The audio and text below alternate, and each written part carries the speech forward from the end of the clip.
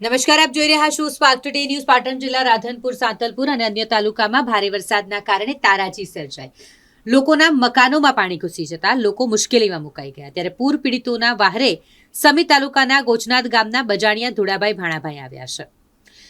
સાંતલપુર તાલુકાના અને અન્ય 10 ગામોમાં સેવા કાર્ય કરતા પાટણ જિલ્લાના સમી તાલુકાના ગોચનાદ ગામના બજાણિયા ધુડાભાઈ ભુરાભાઈ, જેણે 250 રાશન કીટ તૈયાર કરી જરૂરિયાતમંદોને તેમના ઘર સુધી પહોંચાડી.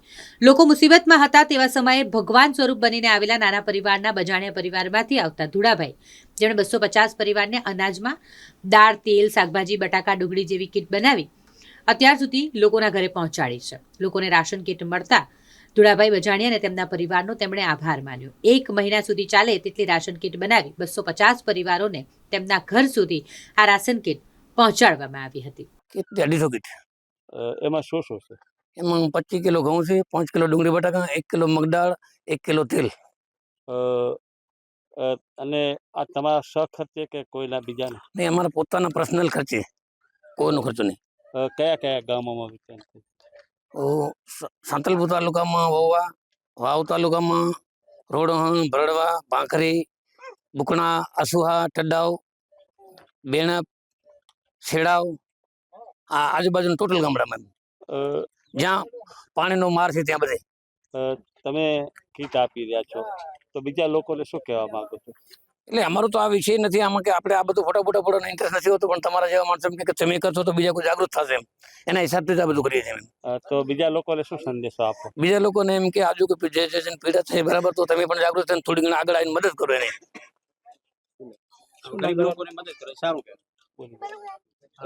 શું નામ છે દાદા ને કયા ગામના? મારું લાલાભાઈ શોભાભાઈ, કયા ગામના? પાટવર. આજે ધુડાભાઈ સેવા કાર્ય કરી રહ્યા છે, કેવું છે?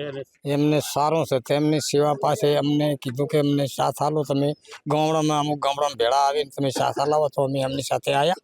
અમને ખૂબ સારું લાગ્યું અને એમના પણ ખૂબ આભાર કે આ ગરીબ લોકો, અમે બધા પાણીમાં બધા ફસાઈ ગયેલા હતા, એમને પણ આટલો સાથ આપ્યો. ખાવા પીવાનો બધો ઘઉં આલ્યા, પછી દાળ આપી, તેલ આપ્યું, પછી ડુંગળી બટાકા આપ્યા, જે કરિયાણું તમામ આપ્યો. તો ધન્યવાદ ધુડાભાઈને અને એના આભાર. નામ લક્ષ્મણભાઈ, ગામ બેણપના. શું પરિસ્થિતિ હતી પૂરમાં? આ પૂર પાણી આવ્યું, કોઈ આ પવન આવ્યો એટલે આમાં અમે જે બધા પાણીમાં બધા હેલ્ડ થઈ ગયા. આમાં કોઈ અમારી પરિસ્થિતિ કોઈ ખરાબ થઈ ગઈ. એ લીધે આ ધુડાભાઈ બજાણિયા ગામ ગોચનાદના અમારી સેવાભાવી માટે ત્યાંથી અમે તાત્કાલિક અમને કીટો આપી મદદ કરી. તો ધુડાભાઈને શું કહેવા માંગો? ધુડાભાઈને અમારો બહુ આભાર અને ખૂબ આભાર. ગામ ખરડોલના અત્યારે તમે ધુડાભાઈ ભેગા અમે સેવાભાવીમાં નીકળ્યા. બરાબર, સેવા કરી રહ્યા એમના સાથે અમે આવ્યા. સારું કામ લાગ્યું એમનું.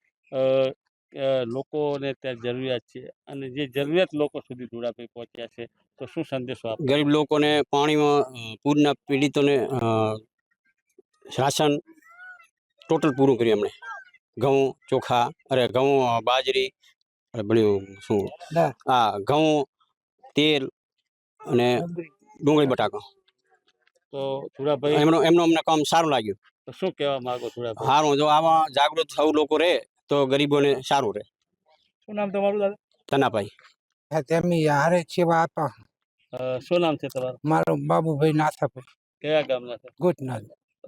ધુડાભાઈ સેવા કાર્ય કરી રહ્યા છે, કેવું લાગ્યું તમને? સારું લાગે. કેવા લોકોને આપી રહ્યા છે? આ બધા એમની સમાજને આખાઈને આપી રહ્યા. એટલે જે પૂરમાં પીડિત છે એમને.